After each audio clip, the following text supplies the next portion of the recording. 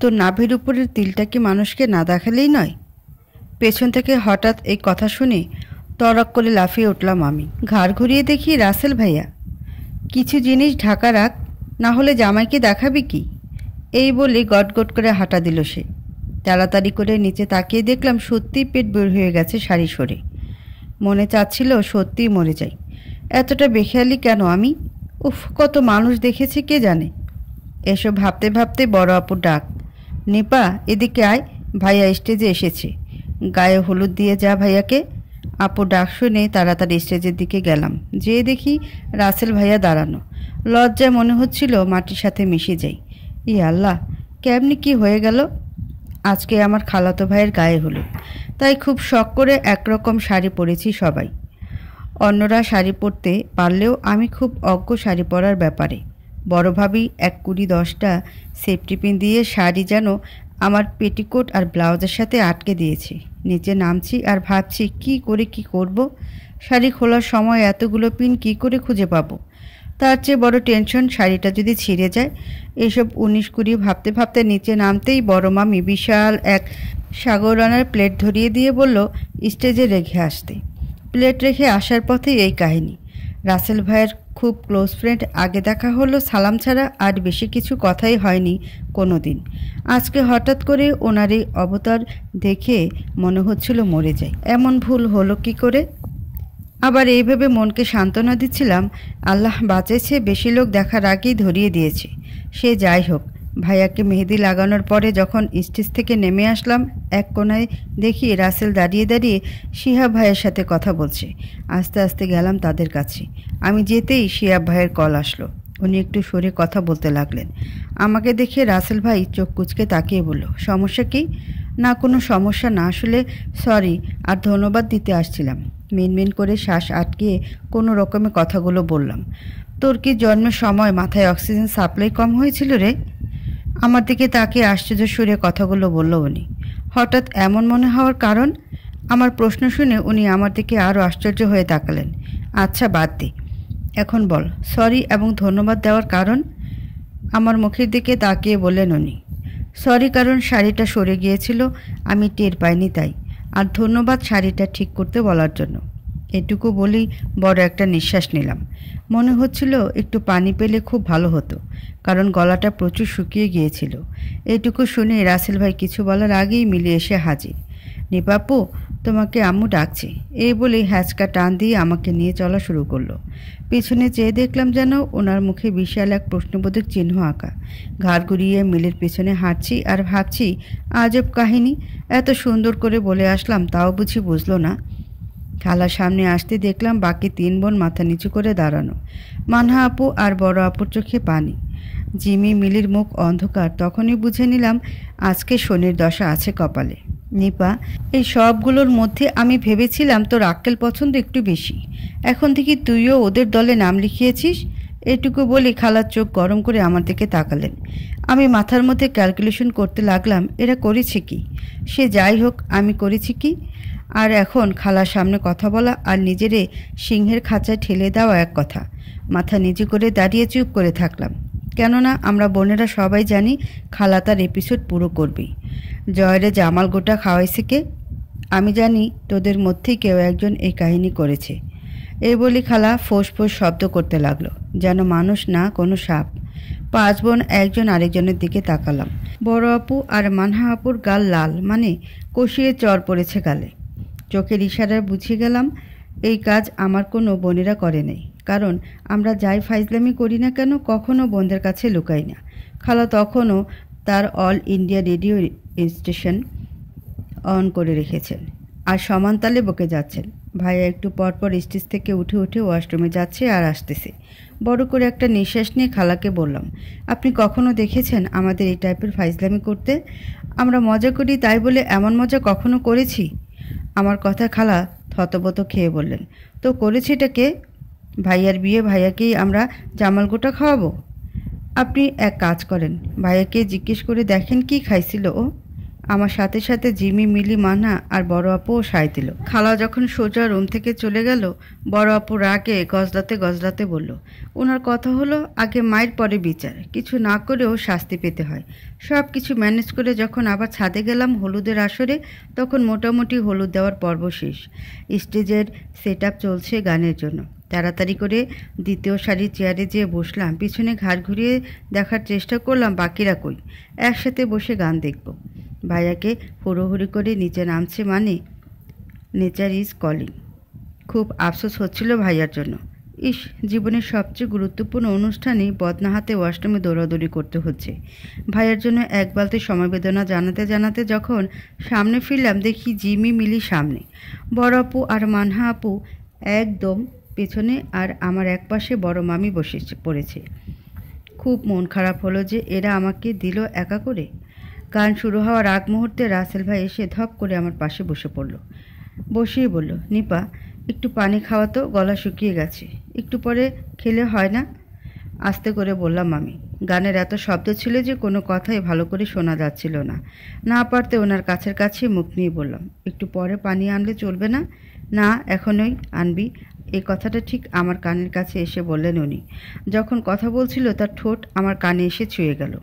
মনে হলো যেন ভেতর থেকে কেউ খুব জোরে একটা নাড়া দিয়ে গেল আমাকে। তড়াক করে উঠেই পানি নিয়ে এসে ওনাকে দিলাম। বোতলে ঠোঁট ছুঁয়ে ঢকঢক করে পানি অর্ধেকটা খেয়ে আমার হাতে বোতল ধরিয়ে দিয়ে বলল, রেখে দে, পানি নষ্ট করতে হয় না। আস্তে করে উঠে যেয়ে বড় আপু আর মানা আপুর সাথে বসলাম। উনিও দিব্যি শিহাব ভাইকে ডেকে নিয়ে দেদারসে গল্প চালিয়ে দিলেন। রাতে যখন শুতে গেলাম, প্রায় রাত ৩টার কাছাকাছি। পরের দিন হবু ভাবিদের বাসায় গায়ে হলুদ, ওখানে যেতে হবে সন্ধ্যায়। শাড়ি খুলে যখন আয়নার সামনে দাঁড়ালাম, নিজেকে দেখে নিজেই লজ্জা পেলাম। ইস, নাভির উপরে তিলটা কেউ দেখে ফেলেছে। হঠাৎই মনে পড়ল তার ছোঁয়া যেন সারা শরীরে পশম দাঁড়িয়ে গেল এক নিমিষে। নিঃশ্বাস যেন খুব ঘন হয়ে পড়তে লাগলো আমার। এমন তো আগে কখনোই হয়নি।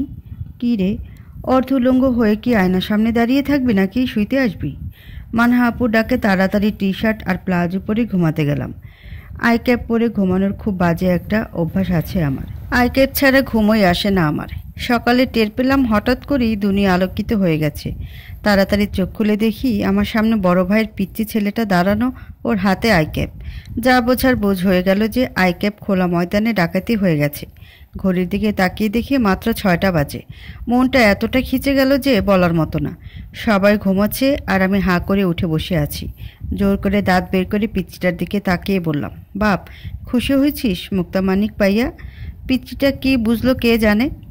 যে 2-4টাই দাঁত উঠেছে তাই বের করে বিমল আনন্দে এক হাসি দিয়েই পগার পার। আর ঘুম আসবে না, তাই উঠে ফ্রেশ হয়ে সোজা যখন ড্রয়িং রুমে গেলাম, যেয়ে দেখি খালা আমাকে দেখি উঠে এসে বলল, নিপা একটু রাসেলের সাথে যা তো, ছেলেটা একা একা ফুল আনতে পারবে না। এইটুকু শুনেই আমি বিস্ফোরিত নয়নে খালার দিকে তাকিয়ে রইলাম। আমি রাসেল ভাইয়ের সাথে ফুল আনতে যাব? এটাও সম্ভব? খালা তাড়া দিলেন, কি হলো, কই চলে গেলি? টি শার্টের নিচে প্লাজো খুলে স্কার্টটা পরে চলে যা। এত সকালে কাকও ওঠে নাই, তাই কি পারলি না পারলি তাও দেখার কেউ নাই। আস্তে আস্তে রুমের দিকে যাচ্ছি আর ভাবছি সকালটা শুরু হলো কিভাবে, ভালো না খারাপ? শক্ত করে ধরে বসবি নাকি হার্ট ব্রেক করে উড়িয়ে সামনে ফেলবো? রাসেল ভাইয়ের হুমকি শুনে যেন আমার অন্তরাত্মা খাঁচা ছেড়ে যাওয়ার উপক্রম হলো। দৌড়বোটা কই? আমার এই প্রশ্নে সে বাইক এক সাইডে দাঁড় করালেন। হেলমেট খুলে সোজা আমার চোখের দিকে তাকিয়ে বললেন, শোন, তুই যেমনি খুশি তেমনি বস, আমার সমস্যা নেই। খালি লিখিত দিয়ে যা যে তোর মৃত্যুর জন্য কেউ দায়ী না। মানেটা কি? আমার এই প্রশ্নে সে বলল, কারণ আমি বাইক চালাই, সাইকেল না। আর তুই যেভাবে বসেছিস, আলগার উপরে টুপ করে কখন পড়ে যাবি সেটা আমিও জানি না। মাথা নিচু করে তার ঘাড়ে হাত দিয়ে বসলাম আমি। নিপা, এক হাত আমার কাঁধে দে, অন্য হাত বুকের উপর দে। এই বলেই রাসেল ভাই হেলমেট মাথায় দিল। কিভাবে যে তার হাতের নিচ থেকে বুকে হাত দিয়েছিলাম আমি নিজেও জানি না। সারা শরীরে থরথর করে কাঁপছিল। তার বডি স্প্রে ঘ্রাণে যেন মাতাল করে দিচ্ছিল আমাকে। শাহবাগ পৌঁছিয়ে দেখি এত সকালেও মানুষের ভিড়। একা একা হাঁটতে পারিস? রাসেল ভাইয়ের এই কথায় ভীষণ খারাপ লাগছিল। ভার্সিটি লেভেলে পড়া একটা মেয়েকে কেউ প্রশ্ন করে যে সে একা একা হাঁটতে পারে কি না। জিদ করে বললাম, না, পারি না। বাইক এক সাইডে পার্ক করে খপ করে সে আমার হাত ধরে ফেলল। হাত মুচড়িয়ে ছাড়াতে চেষ্টা করতেই বলল, একা একা তো হাঁটতে পারিস না, তাহলে হাত ছাড়ানোর চেষ্টা করছিস কেন? এরপর সারা ফুলের মার্কেট ঘুরে ফুল কিনলাম দুইজনে। শুধু টাকা দেওয়া ছাড়া আল্লাহর বান্দা আমার হাত ছাড়েনি কখনো। আর কাজের মধ্যে কাজ হলো, এইটুকুই, সব ফুল আমার বয়ে বেড়াতে হলো। মনে মনে মুন্ডুপাত করেছিলাম তার। বাইকের পিছনে ফুলের ব্যাগ রাখা হলো। অজ্ঞাত আমাকে একদম রাসেল ভাইয়ের গা ঘেঁষে বসা লাগলো। আমার নিঃশ্বাস যেন ওনার পিঠের উপরে পড়ছিল। কিভাবে জানি ওনার পেটের উপরে হাত পড়েছিল। কী রে, আমার পেট মাপছিস নাকি? রাসেল ভাইয়ের প্রশ্ন শুনে তাড়াতাড়ি হাত সরিয়ে নিই। মনে মনে চাচ্ছিলাম এ পথ যেন শেষ না হয়। বাসার সামনে নামতেই আমার হাতে ফুলের ব্যাগ ধরিয়ে দিয়ে বলল, নিপা সোজা বাসায় যা এগুলো নিয়ে। এতগুলো ব্যাগ নিয়ে কি করে যাব? তোর 2টা পা আছে না, ওগুলো দিয়ে যাবি। এই বলে বাইক ঘুরিয়ে সোজা চলে গেল। এত জিদ হচ্ছিল যে বলার মতো না। পরে সবগুলো ফুল স্যাঁচড়াতে উপরে উঠালাম। বাসায় এসে দেখি মোটামুটি সবাই ঘুম থেকে উঠে গেছে। মিলি জিমি আমাকে দেখে এগিয়ে আসলো। নিপাপু, তুমি গেছিলে কোথায়? মিলির এই প্রশ্নের উত্তর দেওয়ার আগে জিমি বলল, আপু হাডুডু খেলতে গেছিল। আমি আর মিলি দুইজনে অবাক চোখে জিমির দিকে তাকালাম। আচ্ছা মিলি, তুই কি আক্কেলের পদার্থ ছাড়া নাকি? আপুর হাতের এত ফুল দেখে বুঝতেছিস না যে আপু ফুল আনতে গেছিল? আহামক একটা। এ বলে জিমি সারতে পারলো না। মিলি জিমির চুলে হ্যাঁচকা টান দিয়ে বলল, আমি আহামক হলে তুই কি? কোনো রকমে দুইটারে আলাদা করে বললাম, তোরা দুইটাই ভালো, আমি হলো বড় আহামক। বলতে পারিস জন্মের পর থেকেই আহামক। কারণ কি জানিস, আল্লাহ তোদের মতো 2 জাহেলের বড় বোন করে আমারে পাঠাইছে তাই। এ বলে ফুল ভাইয়ার রুমে গিয়ে নিয়ে গেলাম। ফুল রেখে রুমে আসতে দেখি মানহা আপু আর বড় আপু চুলে মেহেদি আর মুখে চন্দন দিয়ে ঘুরছে। মনে মনে বললাম, সবাই শান্তিতে আছে আর আমি সকাল থেকে গাতানের উপরে আছি। দুপুরে খাওয়ার সময় বুঝতে পারলাম বিয়ে বাড়ি কাকে বলে। প্লেটে এক গাদা তরকারি নিয়ে ঘুরছি, কিন্তু ভাত নেই। বড় আপুকে দেখলাম এক কোণে বসে শুধু মাংস খাচ্ছে। আসলে ক্ষুধার রাজ্যে পৃথিবী গদ্যময়, চাঁদ যেন ঝলসানো রুটি, এই কথাটা আসলেই সত্যি। খাওয়া শেষে বুঝলাম মাথা যেন টনটন করছে। বড় আপুকে কিছু বলার আগেই উনি শুরু করলো ওনার গান। নিপা, আমার এখানের কম্প্যাক্টটা কে নিয়েছে দেখেছিস? এই বাসায় কিছুই ঠিক থাকে না। আমার কম্প্যাক্ট খুঁজে দিয়ে আমি রেডি হব। আপু পার্লারে চলে যাও না, তাইলে তো আর ঝামেলা হয় না। পার্লার খরচটা কি তুই দিবি? বড় আপু ঝাড়ি দিয়ে ওয়ার্ড্রয়ার খুঁজতে লাগলো। তখন দেখি ভাইয়া কোনো রকমে কাকাতে আমাদের রুমের দরজায় এসে হাজির। রাসেলের খোঁজ জানিস নিপা? আম্মা বলল যে সকালে তোর সাথে নাকি গেছিল ফুল আনতে। ভাইয়াকে দেখে আসলেই খুব খারাপ লাগছিল যে নিজের বিয়েতে নিজেই বাথরুমবাসী হয়ে গেছে। আমাকে নামিয়ে দিয়ে চলে গেছে ভাইয়া। এই বলে ভাইয়ার দিকে তাকাতে দেখলাম তার মুখের ভঙ্গি চেঞ্জ হয়ে যাচ্ছে। আমার উল্টো পায়ে যেতে দেখে বুঝলাম যে কি হয়েছে। সন্ধ্যার পরে যখন সবাই বের হলাম মেয়েদের বাড়ির জন্য হাতে চুড়ি পরতে যেয়ে আমার একটু দেরি হয়ে গেল। সবাই মোটামুটি নিচে নেমে গাড়িতে বসে পড়েছিল। আমি নাকের নথ পরতে যেয়ে আয়নায় দেখি রাসেল ভাই ঠিক আমার পিছনে যেন অপলকভাবে আমার দিকে তাকিয়ে আছে। ঘুরে তাকাতে দেখি ডিপ ব্লু পাঞ্জাবি, সাদা পাজামা, পাঞ্জাবির হাতাগুলো ভাঁজ করে কোনোই পর্যন্ত ওঠানো। মানুষটা লম্বায় প্রায় 5 ফুট 11 ইঞ্চি হবে। ঠিক যেন পিটানো ফিগার, মাথা ভর্তি এক রাশ চুল, মুখে খোঁচা খোঁচা দাড়ি, চোখ যেন ফেরানো দেয়। মনে মনে ভাবছিলাম এত সুন্দর হওয়ার কি দরকার ছিল? পাঞ্জাবির বুকের উপরের 2 বোতাম খোলা, এতে বুকের অনেকখানি দেখা যাচ্ছে। কী রে, তুই বসে বসে আটা ময়দাই মাখবি? যাওয়া আর লাগবে না, রাসেল ভাই হাঁক দিয়ে বলল। তাড়াতাড়ি আয়নার দিকে ঘুরে নথ লাগিয়ে রওনা দিলাম তার সাথে। ড্রয়িং রুমের কাছে আসতেই থামিয়ে দিল আমাকে। এই দাঁড়া, ঘুরতো পেছনে। রাসেল ভাই বলল। নাক মুখ কুচকে বললাম, কেন ঘুরবো? ঘুরতে বলছি ঘুরবি। কালকে তো নাভির তিল দেখিয়েছিলি, আজকে যাতে কিছু দেখাতে না পারিস তাই চেক করছি। রাসেল ভাইয়ের কথা শুনে কেন জানি না মাথায় আগুন ধরে গেল। আমার তিল আমি দেখাবো, তাতে ওনার কি? আমি আর কথা না বাড়িয়ে সোজা বাসা থেকে বের হয়ে গাড়িতে বসলাম। একটা মিনি বাস ঠিক করা হয়েছে ভাবিদের বাড়ি যাওয়ার জন্য। সবাই সিদ্ধান্ত নিয়েছিল 20 জন যাবে, কিন্তু বের হবার পরে দেখা গেল পাক্কা 35 জন। খালা কিরমিরিয়ে বলল, নির্ঘাত মেয়ে পক্ষরা ভাববে আমরা হাবাতের দল। খালু খালাকে সান্ত্বনা দিয়ে বলল, হাওয়া মন খারাপ করো না, বিয়েতে এমনই হয়। আমি তো বিয়ের বরযাত্রীর কথা ভাবছি। খালাও মাথা নামিয়ে ভাবতে লাগলেন কালকে কি হবে। আজ গায়ে হলুদ, তাই এক পালা, আর কাল না জানি কি হয়। গাড়ি যখন কনেদের বাড়ির সামনে পৌঁছলো তখন বাজে 8:30। নামার সাথে সাথে দেখলাম এক গাদা লোক আমাদের স্বাগতম জানানোর জন্য দাঁড়িয়ে আছে। মেয়েদের হলুদের অনুষ্ঠান ও আমাদের মতো ছাদে অ্যারেঞ্জ করা হয়েছে। অনেকগুলো ছেলেও ছিল। স্বভাবতই বিয়েবাড়ির ছেলেরা মেয়েরা মজা করে, এটাই স্বাভাবিক। শুরুটা হলো তাদের পক্ষ থেকে মিলিয়ে গোলাপ জল চোখে মেরে একজন বলল, বেআইন গোলাপ জলে চোখে ময়লা কাটে। সমস্যা হলো ছেলেটার কপাল খুব খারাপ, কারণ মিলি হলো এমন মানুষ যে ইট খেলে পাটকেল ছুটবে। সেও কোথা থেকে এক মিষ্টি এনে দিল ছেলের মুখে লেপটে, এক কথায় এলাহি কারবার।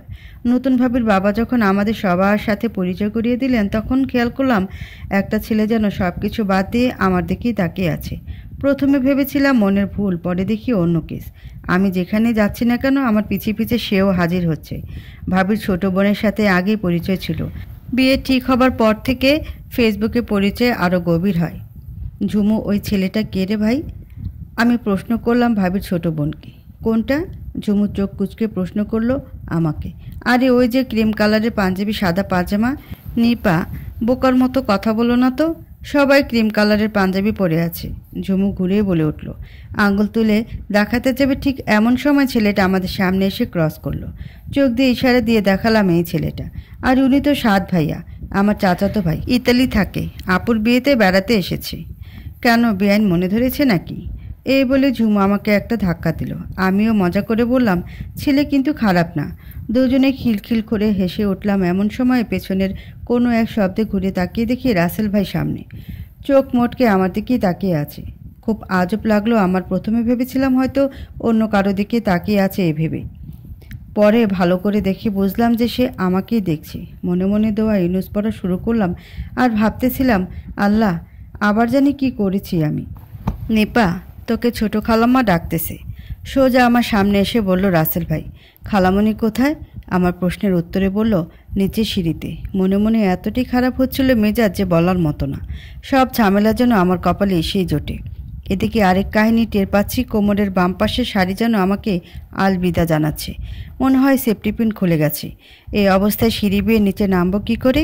কী যে যন্ত্রণায় আছি আমি, সেটা আল্লাহ মালুম। কোনো রকমের শাড়ি উঁচিয়ে আস্তে আস্তে সিঁড়ি ধরলাম নিচে নামার জন্যে।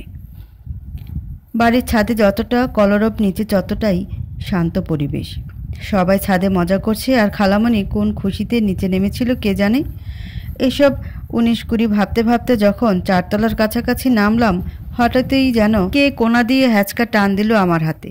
দু হাতে ছিলাম শাড়ি ধরা। টানের চোটে শাড়ির বাঁ পাশের অংশ পুরো খুলে নিচে পড়ে গেল আর আমি যে পড়লাম কারো বুকের উপরে। হঠাৎ ঝাঁকিতে চোখ বন্ধ করে ফেলেছিলাম, কিন্তু বুকের উপরে পড়তেই নাকে সেই চেনা পারফিউমের ঘ্রাণ। চোখ খুলে তাকিয়ে দেখি রাসেল ভাই। তাড়াতাড়ি সরতে যেতেই আবার আমাকে টেনে ধরল সে। চোখ থেকে যেন আগুন বের হচ্ছে তার। বড় শখ হয়েছে তোর ছেলে পছন্দ করার, তাই না? না মানে আমি তো এমনিতেই ঝুমুর সাথে মজা করছিলাম। চুপ, একদম চুপ। তোর মজা বের করছি জয়কে বলে সবার আগে তোরে বিয়ে দেব। এতটুকু বলে ধাক্কা দিয়ে আমাকে সরিয়ে দিল। চোখ দিয়ে অঝরে পানি ঝরছে আমার, আর সেই ঝাপসা চোখে শাড়ি ঠিক করছি। খোপা করা ছিল আর ফুল ক্লিপ দিয়ে আটকেছিলাম। রাসেল ভাই যেতে যেতে ফিরে এসে খোপার মুঠি ধরে বলল, ছেলে নাচাতে খুব ভালো লাগে তোর, তাই না? কোনো রকমে বললাম, খোপা ছাড়েন, আমার খুব লাগছে। হিসিয়ে বলে উঠল সে, লাগার জন্যই ধরেছি। এটুকু বলে এক প্রকার ছুঁড়ে ফেলে দিয়েই আমাকে চলে গেল। কোনো রকমের শাড়ি ঠিক করে চুলটাকে হাত দিয়ে সামলিয়ে যখন উপরে আসলাম, অনুষ্ঠান মোটামুটি শেষ। জিমি মিলি কোথা থেকে যেন এসে আমার সামনে উদয় হলো। নিপাপু, তোর হয়েছে কি? মিলির প্রশ্নে যেন আমি চুপসে গেলাম। কই, কিছুই হয়নি তো বলে পাশ কাটানো উত্তরে কাজ চালিয়ে দিতে চাইলাম। কিছু যদি নাই হয় তাহলে তুমি চেহারা হনুমানের মতো করে রাখছো কেন? জিমির পাল্টা প্রশ্ন। এমনিতেই মেজাজের 12টা বাজিয়ে দিয়েছিল রাসেল ভাই, আর এখন এই 2টা 24টা বাজানোর প্ল্যানে ছিল। সহ্য করতে না পেরে এক রাম ধমক দিতেই 2টা সুরসুর করে সামনে থেকে চলে গেল। এক কোণা খালি দেখে ওখানে চেয়ার নিয়ে বসতে কোথা থেকে ঝুমুর চলে এলো, সাথে সেই ছেলেটা। ঝুমুর কিছুই না জানার ভাব করে পরিচয় করিয়ে দিল আমার আর সাদের। তখন আমি ভয়ে ভয়ে আশেপাশে দেখছি যে রাসেল ভাই আছে নাকি কোথাও। আমার এই অবস্থা দেখে সাদ তো প্রশ্নই করে ফেলল, কি ব্যাপার, আপনি কি কাউকে খুঁজছেন নাকি? মেয়েকে এক হাসি দিয়ে বললাম, না না, দেখছিলাম সবাই কি করে। বাসা যাওয়ার সময় হয়ে গেছে তো। তখন মনে মনে নিজেকে নিজে প্রশ্ন করছিলাম, আমি তাকে এত ভয় পাই কেন? আজব কাহিনী তো। সেদিন যখন ভাবিদের বাসা থেকে ফিরছিলাম, সারা গাড়িতে চোখ বুলিয়ে দেখেছি, কোথাও ছিল না রাসেল ভাই। মনে মনে ভাবছিলাম, গেল কই মানুষটা? রাতে এসে দেখি বাসায় মনে হয় সুই ঢুকানোর জায়গা নেই। এত মানুষ আসলো কোথা থেকে? খালাকে জিজ্ঞেস করতে বলল, পটুয়াখালী থেকে যারা যারা আসার কথা ছিল সবাই এসেছে। মনে যাচ্ছিল খুব জোরে এক চিল্লান মারি। আমার আবার সমস্যা আছে, বেশি গাদাগাদিতে একদম ঘুম আসে না। কালকে মাত্র 3 ঘন্টা ঘুমিয়েছি, আজকে এমন হলে মরে যাব। শাড়ি খুলে ফ্রেশ হয়ে যখন বের হলাম, খেয়াল করলাম আমাদের বেডরুমের ফ্লোর পর্যন্ত বুক হয়ে গেছে। বারান্দায় চলে গেলাম, সোজা ভাবতে লাগলাম 4টা বেডরুমের মধ্যে ফ্রি আছে কোনটা। তখনই হঠাৎ করে মনে পড়লো একমাত্র ভাইয়ার রুমই ফাঁকা, কারণ ভাইয়া কখনোই কাউকে বেডরুম অ্যালাউ করে না। ভাইয়ারে পটাতে পারলে আজকে ওর রুমে শান্তিতে ঘুমানো যাবে। আস্তে করে একটা বালিশ বগল গাদা করে, যাতে কেউ টের না পায়, এমন করে কেটে পড়লাম ওখান থেকে। পা টিপে টিপে যখন ভাইয়ার রুমের সামনে পৌঁছালাম, দেখি মোটামুটি কেউ খেয়াল করছে না আমাকে। একবার ভাবলাম নক করি, পরে আবার ভাবলাম ভাইয়া যদি ভেতর থেকে উঁচু গলায় ডাক ছাড়ে তখন কি হবে। আল্লাহর নাম নিয়ে দরজার লক মোচড় দিতেই আস্তে করে দরজা খুলে গেল।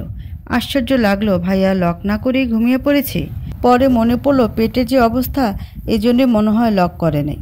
দেখা গেল ওয়াশরুম পর্যন্ত যাওয়ার আগে যদি কোনো অঘটন ঘটে যায় তখন কি হবে।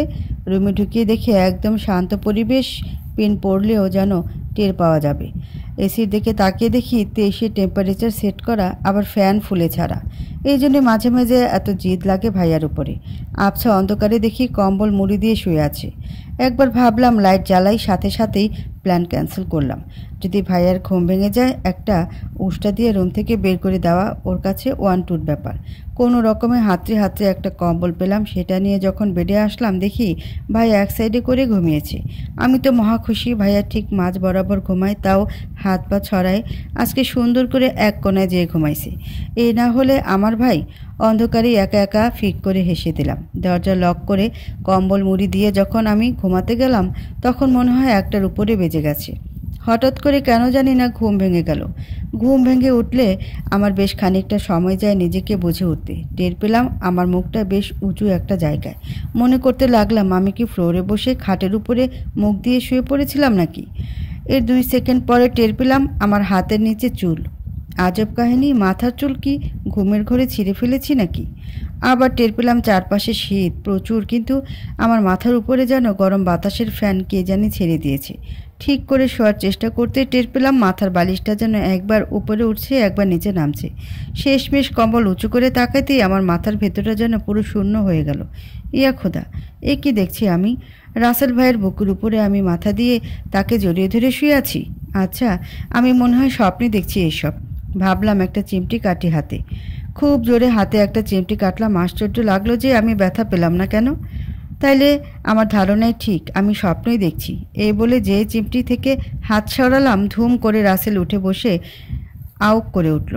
তাকে বসতে দেখে আমি চিৎকার করার জন্য যেই হা করেছি, অমনি সে আমার মুখ হাত দিয়ে চেপে ধরে কানের কাছে এসে বলে, এই রাতে একটা শব্দ যেন না হয়। বাইরের লোক, আমার তো কিছু হবে না, যা হবার তোর হবে। এই বলে মুখের থেকে হাত সরিয়ে দিল। উনিকে দেখে আমার মাথায় যেন কাজ করা ছেড়ে দিল। অনেকক্ষণ পরে জিজ্ঞেস করলাম, ভাইয়া কই? আর আপনি বা এখানে কেন? তোর সাথে ঘুমাবো তাই এসে এখানে ঘুমাইছি। এই বলে উনি ওয়াশরুমে গেল। আমি আস্তে আস্তে রুমের দরজা খুলে দেখি ড্রয়িং রুমে বসে ছোট মামা টিভি দেখছে। আমি বের হলে ছোট মামা দেখবে আর এলাই কাণ্ড হয়ে যাবে। আস্তে করে দরজা লক করে এসে সোফায় বসলাম। মনের মধ্যে প্রশ্ন ঘুরতে লাগলো, আশ্চর্য ব্যাপার, ভাইয়াটা গেল কই এত রাতে? বেডে যেয়ে মাথার বালিশের কাছে হাত দিতেই রাসেল ভাইয়ের ফোন পেলাম। স্ক্রিনে দেখি পুরো রাত 3:30। সকালের আগে বের হওয়া মনে তো হয় না পসিবল। তার চেয়ে বড় কথা, এতক্ষণ এই লোকের সাথে অন্ধকার ঘরে আমি থাকবো কি করে? নিজেকে মনে হচ্ছিল নিজেই লাঠি পেটা করি। উফ, কোন কক্ষণে যে ভাইয়ার রুমে শোয়ার চিন্তা এসেছিল মাথায়। ওয়াশরুমের দরজা খুলে বের হতে রাসেল ভাইয়ের দিকে তাকিয়ে আমার হার্টবিট বন্ধ হয়ে আসতে লাগলো। ওয়াশরুমের আলো দেখলাম পুরো খালি গায়ে, নিচে একটা হাঁটু পর্যন্ত লম্বা শর্ট প্যান্ট পরা, চুলগুলো এলোমেলো, ঘুম ভেঙে ওঠা চোখ, মুখের আবেশ বুকের ভেতরে কেমনই জানি করে উঠল। ইস, এই বুকে মাথা দিয়ে এতক্ষণ ঘুমিয়েছিলাম কে জানে। এই ভাবতেই নিজের অজান্তে কখন যে হেসে ফেলেছি কে জানে। ওয়াশরুমের লাইট অফ করে আবছা অন্ধকারে সোজা সে আমার সামনে এসে দাঁড়ালো। বুকের উপরে ঘুমিয়েছিলি কেন? রাসেল ভাইয়ের ফিসফিসে গলায় প্রশ্ন শুনে মনে হচ্ছিল বুকের ভেতরের হাড়টা এমন জোরে লাফাচ্ছে যে গলা পর্যন্ত উঠে আসছে। আমি তো ভাইয়ার পাশে শুয়েছিলাম। ভাইয়া কখন যে আপনাকে এখানে রেখে গেল এতটুকু বলেই বুঝলাম উনি রাগে ফুলে ফেঁপে বেলুন হয়ে গেছে। কিন্তু কেন? বাড়িতে এত জায়গা থাকতে জয়ের রুমে আসলি কেন ঘুমাইতে? রাসেল ভাইয়ের প্রশ্ন শুনে কতক্ষণ দম ধরে রেখে বললাম, সারা বাড়িতে জায়গা ছিল না, তাই একটু ঘুমাতে এসেছিলাম। রান্নাঘরের ফ্লোরে কি জায়গা ছিল না? ওখানে ঘুমিয়ে পড়তি। এই রুমে কেন এসেছিস? এটুকু বলে চুপ করে গেল রাসেল ভাই। কান পেতে যেন শুনছিল কেউ আছে কি না বাইরে। চাপা একটা নিঃশ্বাস ফেলে আবার শুরু করলো। এত বড় ধিঙ্গি মেয়ে নাচতে নাচতে এসেছে ভাইয়ের রুমে ঘুমাতে। বাহ, কি মজা! এসব কথা শুনতে শুনতে মনে হচ্ছিল ফ্লোরটা ফাঁকা হয়ে যাক আর আমি ফ্লোর খুঁড়ে ভেতরে ঢুকে যাই। কান থেকে যেন গরম ধোয়ার মতো কিছু একটা বের হচ্ছিল, টের পাচ্ছিলাম। শান্ত কণ্ঠে বললাম, ভাইয়ার সাথে ঘুমোতে হলে এত কিছু চিন্তা করার তো কোনো প্রয়োজনই নেই, তাই না? এটুকু বলে অন্ধকারে আবছা আলোতে তার মুখের দিকে তাকালাম। কেন জানি না এই মানুষটার শরীর থেকে মাতাল করা একটা ঘ্রাণ আসে। আচ্ছা, সে কি ঘুমানোর আগেও পারফিউম স্প্রে করে ঘুমায় নাকি? বুকের দিকে তাকিয়ে লজ্জায় কুঁকড়ে গেলাম। ইস, ওই বুকে কতক্ষণ মাথা দিয়ে ঘুমিয়েছি কে জানে। আমি উঠে দাঁড়ালাম ঘুমানোর জন্য। কালকে বিয়ে, আজকে ঘুমাতে না পারলে আর বিয়ে চোখে দেখা লাগবে না আমার। অন্ধকারে দিক ঠিক করতে না পেরে টেবিলের কোনায় বেঁধে দুরুম করে ফ্লোরে পড়লাম। পড়ার পরে মনে হলো চোখে যেন হলুদ হলুদ সরিষা ফুল দেখতেছি। ধাতস্থ হয়ে বসতেই টের পেলাম একটা উষ্ণ হাত আমার কপালে এসে ছুঁয়ে দিল। এ যেন অন্য এক অনুভব। মুখটাকে কানের কাছে এসে রাসেল ভাই বলল, চোখ কি কপালে দিয়ে হাঁটিস নাকি? এটুকু বলেই আরও কোলে তুলে নিল আমাকে। সবসময় রাগী লুকে চলা মানুষটার এত কেয়ারিং রূপ দেখে মনে হচ্ছিল হয় আমি ভুল দেখছি, না হয় এ অন্য কোনো লোক। আমাকে আস্তে করে বিছানায় শুয়ে দিয়ে বলল, নিপা, ঘুমিয়ে পর, অনেক রাত হয়েছে। আপনি ঘুমাবেন না? আমার এই প্রশ্ন শুনে হঠাৎই জানে ওনার কি হলো। বলল, তোর সাথে ঘুমালে আবার তুই ঠেলে ঠুলে বুকের উপরে উঠবি। মানুষটা এমন কেন? এটুকু ভেবে কম্বল টেনে দিলাম শরীরের উপরে। মাথাটা আস্তে করে উঁচু করে দেখলাম সে করছেটা কি। বালিশ আর কম্বল নিয়ে সোজা সোফায় চলে গেল। মনে মনে ভয়াবহ এক ইচ্ছা উকি দিচ্ছিল। তাড়াতাড়ি করে কম্বল মুড়ি দিলাম। আবার যে অবস্থা, কখন জানি কি হয়ে যায়। পরের দিন ঘুম ভাঙল বেশ বেলা করে। চোখ খুলে দেখি ভাইয়া পাশে ভুসভুস করে ঘুমাচ্ছে। চোখ কষলে উঠে দেখলাম সত্যি কিনা, দেখলাম যে সত্যি তো এটা ভাইয়া। সোফার দিকে তাকিয়ে দেখি এলোমেলো হয়ে রাসেল ঘুমাচ্ছে। তাড়াতাড়ি উঠে আস্তে করে রুম থেকে বের হয়ে দরজা টেনে দিলাম। মাথা চুলকাচ্ছি আর ভাবতেছি কাহিনী কি হলো। ভাইয়া ছিল কই সারা রাত? সেটা তো বের করবোই। আপাতত সামনের যে প্রশ্ন, পটবের সিডর আসতেছে, তা সামলাবো কি করে? আমাকে দেখে বড় আপু বলে উঠল, কী রে নিপা, কই ছিলি এতক্ষণ? সকাল থেকে তোকে খুঁজতেছি আমি। বড় আপুর কথা শেষ হতেই আমি উত্তর দিতে যাব, এমন সময় কোথা থেকে যেন ছোটো মামি এসে হাজির। হাত ধরে টান দিয়ে বলল, নিপা, তাড়াতাড়ি আসো, ব্লাউজের ফিটিং দেখবা। হঠাৎই ছোট ভাবির উদয়। নিপা, তাড়াতাড়ি এসো, শাড়ি সিলেক্ট করে দিবা। মোটামুটি রশি টানাটানির মাঝে পড়ে গেলাম আমি। কোনো রকমে বললাম, আমি এখন হাত মুখ ধুইনি, আগে আমার একটু ফ্রেশ তো হতে দাও তোমরা। হাত ছুটিয়ে সোজা ওয়াশরুমে ঢুকলাম। মনে চাচ্ছিল ওয়াশরুমের ছোট জানালা ভেঙে সোজা বাইরে লাফ দিয়ে বসি। আল্লাহর দুনিয়া কি খালি আমার সাথে এমন হয়? দাঁতে ব্রাশ ঘষতেছি আর ভাবতেছি, কপাল কাহাকে বলে, কত প্রকার ও কী কী কেউ আমার কাছ থেকে এসে জানুক। ফ্রেশ হয়ে যখন বের হলাম দেখি ভাবি আর মামি তখন ওয়াশরুমের দরজার বাইরে দাঁড়ানো। মনে হচ্ছিল গড়াগড়ি দিয়ে কান্না করি যে যাই হোক, বললাম, আমি নাস্তা খেয়ে সবার রুমে আসতেছি, আপাতত আমার একটু ছেড়ে দেন। নাস্তার টেবিলে দেখি মিষ্টির ছড়াছড়ি আর ব্রেড বিনে মাত্র 3 পিস পাউরুটি। জিজ্ঞেস করলাম, এই নাস্তা? খালা বলল খিচুড়ি চুলায় অপেক্ষা করতে। কিন্তু আমি জানি এই যদি না খাই আর কপালে কিছুই জুটবে না। বিয়ে বাড়ি বলে কথা।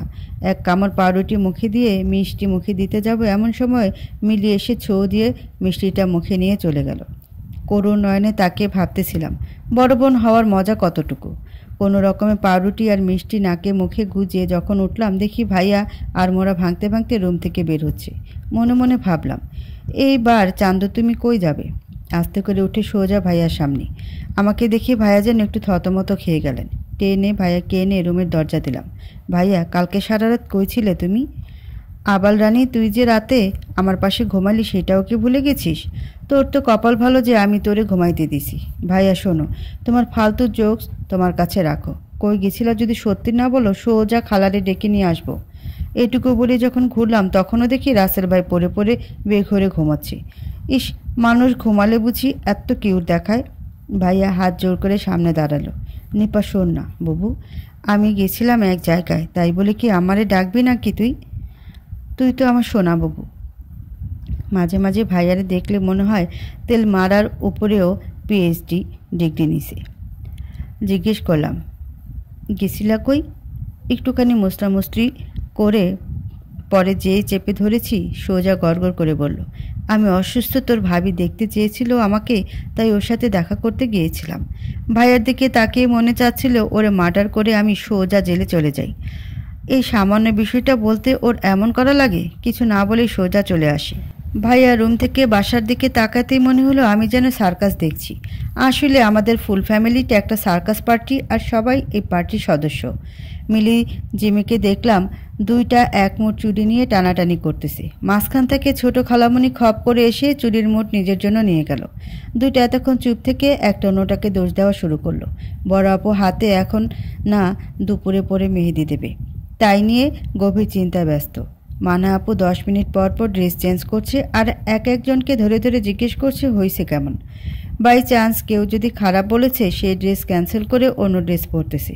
ছোট খালামণি খালুকে স্ট্যান্ড বাই দাঁড় করিয়ে রেখেছে তার ব্লাউজের ফিটিংয়ের জন্য।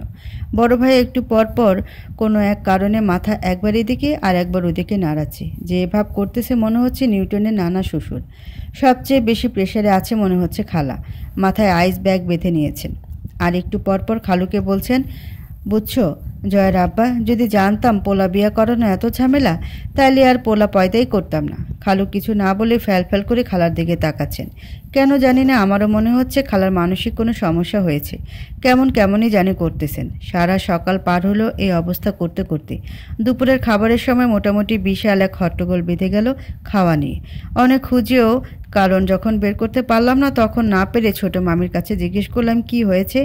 মামি বিরাজ বদনে উত্তর দিল, মাথা নিয়ে তোর 2 মামা মায়ের বাঁধাইছি। তারা তর্কাতর্কি করার সময় ছোট খালু এসে তরকারির বাটি থেকে বড় মাথা নিয়ে চম্পট দিয়েছে। মামির কথা শুনে হাসবো না কাঁদবো কিছুই বুঝে উঠতে পারছিলাম না। যাদের বাচ্চাদের আজ বাদে কাল বিয়ে দেবে তারাই ছোট বাচ্চাদের মতো মাইর করে। কেন জানি না তখন মনে হলো আমরা এমন কেন, এর কারণ আজকে বের হলো। দুপুরের পরে সবাই মেয়েরা মোটামুটি রেডি হচ্ছে পার্লারে যাওয়ার জন্য। আমি আর খালাই থাকতেছি বাসায়।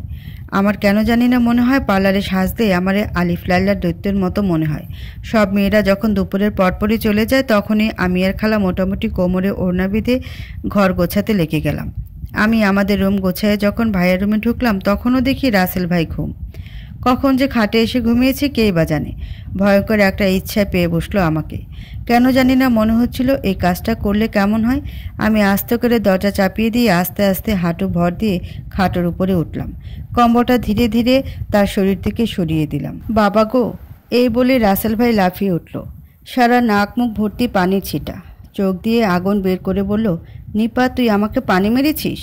আমি মাথা নিচু করে জবাব দিলাম, আমি তো ভেবেছিলাম আপনি বোধহয় বেহুশ হয়ে গেছেন, তাই নাক মুখে পানি ছিটা মেরেছিলাম। পুরো 1 গ্লাস পানি মেরেছিস আমার মুখে আর বলতেছিস পানি ছিটা মেরেছিস? এক্ষুনি দূর হ আমার সামনে থেকে, না হলে চড়িয়ে মুখের দুধ দাঁত সহ ফেলে দেব। ইস, কি একটা মজাই না হলো। পেছনে ফিরে 32 দাঁত কেলাতে কেলাতে বের হয়ে আসলাম। টের পাচ্ছিলাম অবাক নয়নে আমাকে দেখছে পেছন থেকে উনি। মনে মনে হয়তো ভাবছিল এই মেয়ে লোকের এত সাহস হয় কি করে আমাকে পানি মারার। কালকে রাতের চুল ধরার প্রতিশোধ তো একটু হইলেও নিয়েছি। ইয়াহো বলেই যে লাভ দিয়েছি ছোট মামা আমার দিকে হা করে তাকিয়ে দেখছে। তাড়াতাড়ি অন্যদিকে তাকিয়ে সোজা রুমে চলে আসি। রুমে এসে ড্রেস চেঞ্জ করে হালকা একটু সেজে নিলাম। যত যাই হোক না কেন ভাইয়ের বিয়ে বলে কথা। আমার খুব ভালো লাগে 2 চোখে কাজল দিতে। কাজলটা অবশ্য কিছুক্ষণ পরে লেপটে যায়, তাও ভালো লাগে। বটল গ্রিন কালারের গাউনের সাথে ম্যাচ করা চুড়ি। মাথায় একটা টায়রা দিলাম। আমি এমনিতেই ফ্যামিলির সবার কাছে উট হিসেবে পরিচিত, কারণ হাইটটা একটু বেশি সবার থেকে, তাই কখনোই হিল জুতা পরা হয় না। ভাইয়ার বিয়ে উপলক্ষে পেন্সিল হিল একটা জুতো কিনেছিলাম। রেডি হয়ে যখন বের হলাম খালু তখন বের হচ্ছে।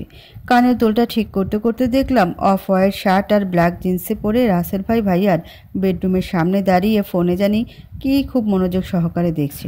বাম হাতের কবজিতে মোটা চেনের রিস্ট ওয়াচ, পায়ে শু, বাম হাতের উপরে কোটটা ফেলে রাখা। উফ, আর এত হ্যান্ডসাম হওয়ার দরকারটা কি ছিল? খালাকে দেখে সে বলে উঠল, আন্টি আমরা এই কয়েকজনই আছি বাসায়, এখন যাওয়ার ব্যবস্থা কি বিয়ে বাড়ি পর্যন্ত? সে ঘুরে আমার দিকে তাকিয়ে কতক্ষণ চুপ করে থেকে আবার খালার দিকে তাকালো। আচ্ছা রাসেল আর শরীফ, বড় ভাইয়ের কথা বলল, তোমরা দুইজন নিচে যেয়ে সিএনজি ম্যানেজ করো। বাকি যারা যারা ছিলাম সবাই মোটামুটি নিচে এসে দাঁড়ালাম। ও মা, মাত্র 3টা গাড়ি পাওয়া গেল। সবাই গাদাগাদি করে উঠতেই ভাবছিলাম যাব কি করে এই অবস্থায়। হঠাৎই রাসেল ভাই বলে উঠল, আপনারা যান, আমি নিপাকে নিয়ে আসতেছি। চোখ কুচকে তার দিকে চেয়ে বোঝার চেষ্টা করলাম ভালো মনে করে বলতেছে নাকি কম্বল সরিয়ে পানি মেরেছিলাম সেই জন্যে শাস্তির কোনো প্ল্যান করে নিতে চাচ্ছে। মিনমিনিয়ে খালাকে বললাম, আমি আপনার সাথে যাই। খালা বলল, দেখ নিপা, পেছনে কি 4 জন করে বসেছি, তোর ড্রেস নষ্ট হয়ে যাবে। এর চেয়ে ভালো তুই রাসেলের সাথে আয়। কোনো উপায় না পেয়ে আস্তে করে তার বাইকের পিছনে চড়লাম। মনে মনে দোয়া ইউনুস পড়ে নিলাম। কেন যে পানি মারতে গেলাম, কোন শয়তান যে ভর করেছিল তখন, উফ ভাবতেই পারছি না। সবগুলো গাড়ি ছেড়ে দিলেও রাসেল ভাই বাইক স্টার্ট দিল না। আমি বললাম, কি হলো, চলেন, দেরি হয়ে যাবে তো। পেছনে ফিরে আমার দিকে একবার চাইলো। চাহনির স্টাইল দেখেই বুঝলাম কাহিনী বেশি ভালো না। গম্ভীর কণ্ঠে বলল, ধরে বসবি ঠিক করে নাকি কাদায় ফেলবো? এটুকু বলতেই আমি তাড়াতাড়ি কাঁধের উপরে হাত দিয়ে বসলাম। বলা তো যায় না যে তার ছেঁড়া পাবলিক সত্যি যদি কাদায় ফেলে দেয় তখন কি হবে। আমার কেন জানি না খুব ইচ্ছা রাসেল ভাই কোন পারফিউম দেয় সেটা একবার দেখব। ওনার কাছে আসলেই এই পারফিউমের ঘ্রাণে আমি যেন মাতাল হয়ে যাই। প্রায় চলে এসেছি বিয়ে বাড়ির কাছে, তখন একটা ব্রেক করে রাসেল ভাই গাড়ি থামালো। হঠাৎ বাইক থামাতে দেখে বলে উঠলাম, কি হলো, গাড়ি থামালেন যে? এমনিতেই অনেক দেরি হয়ে গেছে, সবাই অপেক্ষা করতেছে। উনি মহারানী ভিক্টোরিয়া হয়ে গেছে, সবাই ওনার জন্য বরণডালা নিয়ে বসে আছে। এটা কেমন কথা? আমি কখন বলেছি যে বরণডালা নিয়ে বসে আছে? শোন, বেশি প্যাটপ্যাট করবি না। কি আমার মানুষ একটা, উনি না গেলে বিয়েই হবে না। এসব শুনে খুব জিদ লাগছিল, মনে চাচ্ছিল দুপুরের মতো আবার 1 গ্লাস পানি মারি। না না, 1 গ্লাসে হবে না, পুরো 1 বালতি পানি ওনার মাথায় দিই যাতে এই ওভেনের মতো গরম মাথাটা ঠান্ডা হয়ে যায়। আস্তে করে হাত ভর দিয়ে বাইক থেকে নেমে সোজা হাঁটা শুরু করলাম। যে এটুকু পথ হেঁটেই যাব, এত কটু কথা শোনে কে? ওনার টান পড়তে বুঝলাম হয়েছে কি। ঘুরে দেখি রাসেল ভাই ওনার মাথা ধরে রেখেছে। বাইক থেকে নামলি কেন? বিয়েবাড়িতে যাওয়ার তর্স হয়েছে না, তাই না? সাধনা পাত কে জানি আছে, তার জন্য মন আঁকোপাক করছে। এটুকু বলে আগুন সর্বস্ব দৃষ্টিতে আমার দিকে তাকালো সে। 2 হাত দিয়ে টেনে আমাকে একদম তার সামনে নিয়ে আসলো। তার ঠোঁট আর আমার ঠোঁট এর ফারাক যেন মাত্র 2 ইঞ্চি।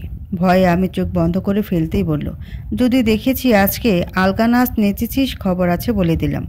আমাকে ছেড়ে দিয়ে বাইক স্টার্ট করে সোজা চলে গেল। আর আমি মাথা নিচু করে রাস্তায় দাঁড়িয়ে রইলাম। আর কত আমাকে অপমান করলে তার শান্তি হবে সেটা আল্লাহ ভালো জানেন।